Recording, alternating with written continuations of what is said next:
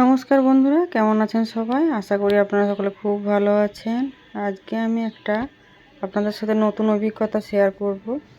এমনিতেই আমরা গাছ পাগল মানুষ, যেখানে যে গাছ দেখি সেটাই বাড়িতে লাগাতে ইচ্ছে করে নিজের কাছে। তো এই যে অনলাইনে আমরা বিভিন্ন ধরনের সুন্দর সুন্দর নতুন নতুন গাছ দেখছিলাম, তো সেই গাছ দেখে আমাদেরও সুন্দর দুটি গাছ পছন্দ হয়ে গেল। যদিও এর আগে কোনো দিন অনলাইন গাছ কিনে আমরা লাগাইনি, বিভিন্ন জায়গা থেকে কাটিং এনে বা গ্রাফটিং করে লাগাতাম। তো এই প্রথম আমরা অনলাইন অর্ডার দিলাম গাছের। তো অর্ডার দেওয়া হয়েছিল সুন্দর সুন্দর দুটি গাছের, যেগুলো এই লোকালে পাওয়া যায় না। তো অর্ডার দেওয়া দুদিন পরে গাছ দুটি চলে এলো। তো অনলাইনে আমরা এই প্রথম গাছ কিনলাম। তো আসুন দেখে নিই কী কী গাছ আমরা কিনলাম।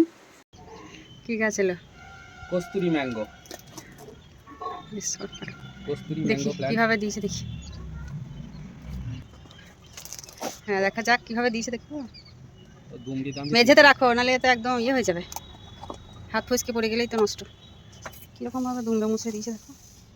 খুলে দেখা গেল গাছটি ভাঁজ করে দেওয়া হয়েছে। তো এভাবে কি প্যাকিং করা হয় কিনা জানি না, এই প্রথমবার আমরা কিনছি। তো দেখা যাক ঠিক আছে কিনা। বেশ লাল লাল সুন্দর সুন্দর আমের ছবি দেখে অর্ডার করা হয়েছিল, জানি না কেমন আম হবে, দেখা যাক। কস্তুরি ম্যাঙ্গো হয় না এখন? হ্যাঁ, দেশি ম্যাঙ্গো গাছ তো নিচে আছে, ওই জন্য এটা নেওয়া হলো। দেখা যাক, এখন লাগিয়ে দেখতে হবে। বেশ, আর একটা এটাও করো, খোলো দেখো। এটা দেখেছিল কিউই, এটা এটা কি আমাদের দেশে হবে এই আবহাওয়াতে? শুনেছিলাম এই ফলটি দক্ষিণ চীনে পাওয়া যায় এবং আমাদের ভারতেও বিভিন্ন পাহাড়ি এলাকায় এটি হয়। তো দেখা যাক আমাদের এই আবহাওয়াতে এটা হয় কিনা। গাছটা প্রথমেই দেখছি, কোনোদিন তো গাছ দেখিনি, ফলটা দেখেছি। এখন দেখা যাক। এই দুটো নতুন ধরনের গাছ কেনা হলো, যা আমাদের এখানকার পরিবেশে দেখা যায় না। এখন লাগিয়ে দেখতে হবে ফল ধরে কিনা।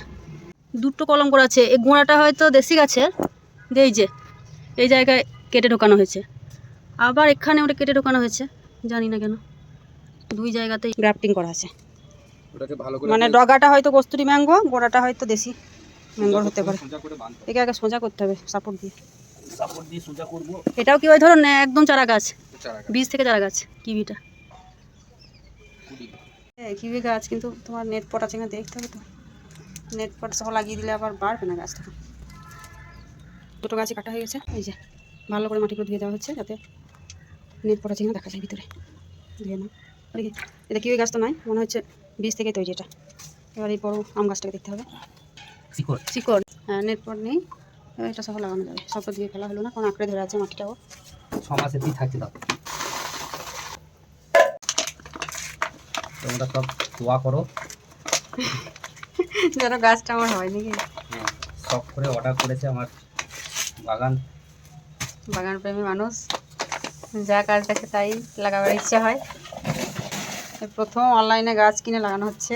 অনলাইনে গাছ কেনার অভিজ্ঞতা আমাদের নেই, এখন দেখা যাক ঈশ্বরের কৃপাতে হয় কি না। দুটো গাছই আমাদের লাগানো হয়ে গেছে। এবার এদের দুজনকে 7 দিন মতো ছায়াতে রেখে দেবো। তারপর সকালের রোদ পায় এমন জায়গায় রেখে আরও 6 মাস রেখে দেবো। যখন নতুন পাতা ফেলা শুরু করবে, তখনই এদেরকে বড় জায়গায় লাগানো হবে।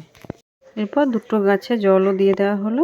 এভাবেই এই দুই নতুন অতিথি আমাদের ছাদ বাগানে জায়গা পেল। এখন তো বর্ষাকাল চলছে, এই বর্ষাকালে গাছ লাগানো তো হয়ে যায়।